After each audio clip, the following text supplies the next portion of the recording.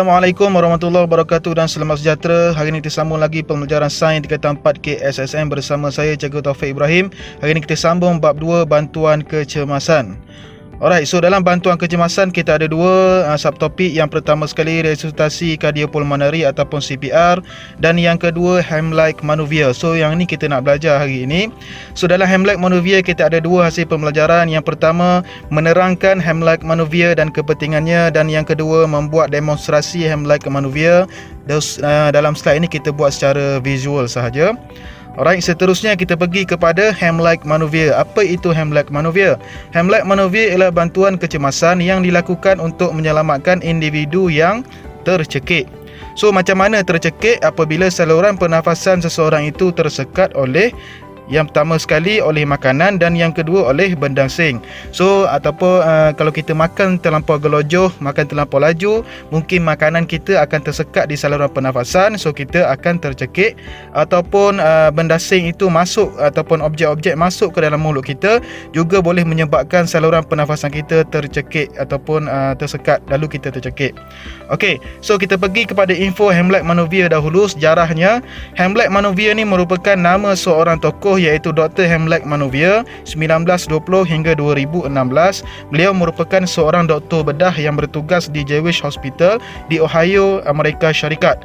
Jadi pada tahun 1974 beliau memperkenalkan teknik untuk menyelamatkan seseorang yang tercekik. So gambar rajah di bawah sebelah kiri itu menunjukkan demonstrasi yang dibuat oleh Dr. Heimlich Manoeuvre, menunjukkan kaedah-kaedah untuk menyelamatkan seseorang itu daripada tercekik. Alright, so bagaimana seseorang boleh tercekik? Jadi apabila dalam keadaan normal kita makan, apabila seseorang makan, epiglottis akan terlipat.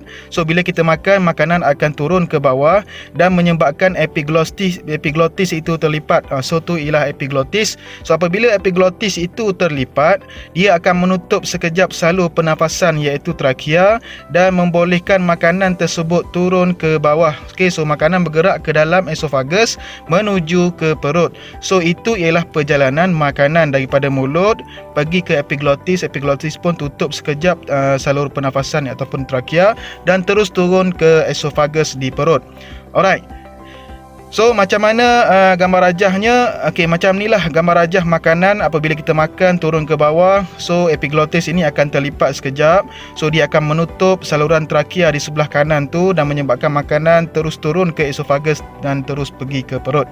Okey, so macam mana tercekik? Apabila tercekik ni keadaannya, makanan itu tersekat di saluran pernafasan ataupun trakea. So bila pernafasan tersekat, dia akan menghalang saluran pernafasan. Okey, so bila menghalang saluran pernafasan menyebabkan seseorang itu tidak dapat bernafas. Okey, so contohnya macam ni, makanan itu terlekat di saluran pernafasan. Jadi oksigen ataupun udara tak boleh masuk ke dalam trakea dan menyebabkan kita tidak dapat bernafas. So epiglottis kat situ dia tidak terlipat lah. Okey, so udara yang sepatutnya masuk ke dalam trakea tidak dapat masuk. Sebab apa? Disekat oleh makanan. Sepatutnya makanan turun ke esofagus. Alright. So situasi mangsa yang memerlukan kaedah Heimlich Manoeuvre. Okey, siapa yang boleh kita gunakan kaedah Heimlich Manoeuvre? Yang pertama sekali, apabila seseorang itu memegang leher dengan kedua-dua tangan, menunjukkan bahawa dia tu ada masalah tercekik. Okey. Yang kedua ialah tidak boleh bercakap atau batuk kerana mungkin benda asing ataupun makanan yang ada di dalam saluran pernafasan tu menyekat pernafasannya, menyebabkan dia tak boleh bercakap ataupun batuk.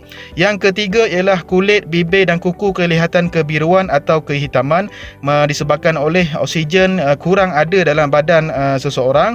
Dan yang keempat, apabila seseorang itu sukar bernafas. Alright, so kepentingan Heimlich Manoeuvre. So kita ulang balik keadaan tercekik. So apabila saluran pernafasan tersumbat disebabkan oleh makanan yang berada di saluran trakea ataupun saluran pernafasan, dia boleh menyebabkan kita tidak boleh bernafas dan menghalang oksigen pergi ke peparu. Seperti yang kita ketahui, udara yang kita sedut melalui hidung dan mulut, dalam udara tu ada oksigen. Jadi oksigen tu akan turun ke peparu, peparu akan hantar ke jantung, jantung akan pam darah ke seluruh badan untuk hantar oksigen ke seluruh badan, termasuklah ke otak. Jadi apabila oksigen tidak dapat masuk ke saluran trakea, otak tidak dapat oksigen yang mencukupi. So keadaan kesan tercekik ni terbahagi kepada dua. Yang pertama, dia boleh menyebabkan kerosakan otak kerana otak tidak dapat oksigen, dan yang kedua boleh menyebabkan kematian. So bantuan kecemasan Heimlich Manovier ni dapat menyelamatkan nyawa seseorang yang tercekik. Alright, seterusnya kita pergi kaedah Heimlich Manovier. So kita kena belajarlah kaedah-kaedah ataupun langkah yang boleh kita lakukan dalam Heimlich Manovier. Apa kaedahnya? Kita ada 4 step ataupun 4 langkah. Yang pertama sekali, berdiri di belakang mangsa.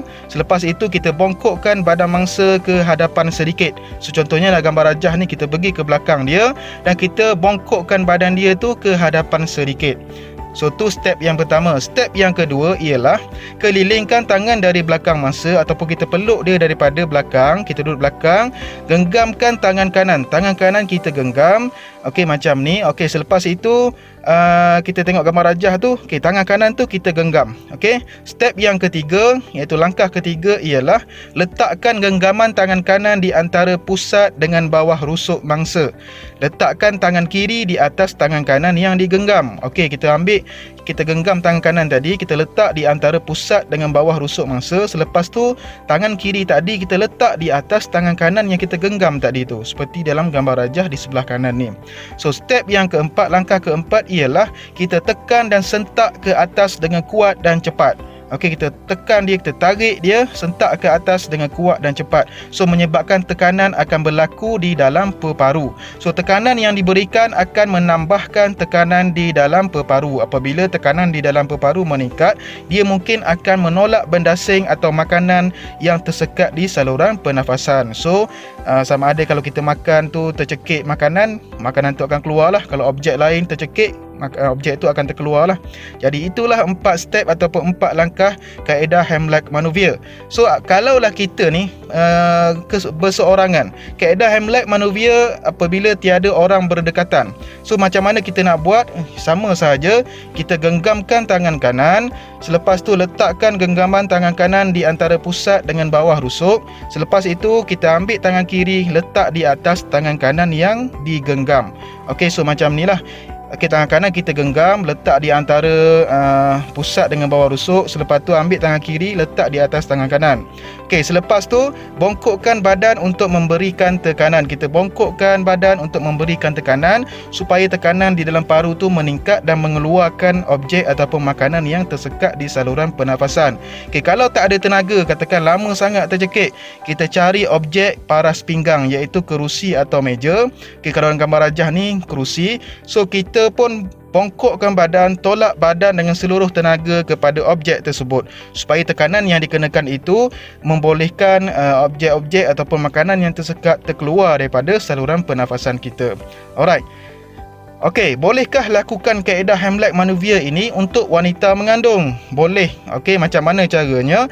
Kedudukan tangan diletakkan lebih tinggi sedikit. Okey, posisinya betul-betul di pangkal tulang dada. Okey, so kemudian kita teruskan kaedah Heimlich Manovier seperti biasa. Okey, kita sentak ke atas. Okey, supaya tekanan tu akan menyebabkan tekanan dalam peparu meningkat dan mengeluarkan apa-apa yang tercekik di saluran pernafasan kita, makanan ke ataupun benda asing yang lain. Okey, so boleh cuba jawab soalan yang saya sediakan di bawah ini. Okey, klik link ataupun tekan link di description video di bawah. Saya sediakan soalan di bawah ini. So jangan lupa untuk subscribe, tekan button subscribe. Terima kasih kepada yang dah subscribe, sebarkan kepada kawan, semoga bermanfaat. Dan jangan lupa untuk like page Facebook saya, iaitu Cikgu Taufik Ibrahim. Jadi kita jumpa lagi dalam pembelajaran seterusnya, iaitu bab 3, teknik mengukur parameter kesihatan badan 3.1 suhu badan. Jadi semoga bermanfaat untuk semua. Assalamualaikum dan selamat sejahtera.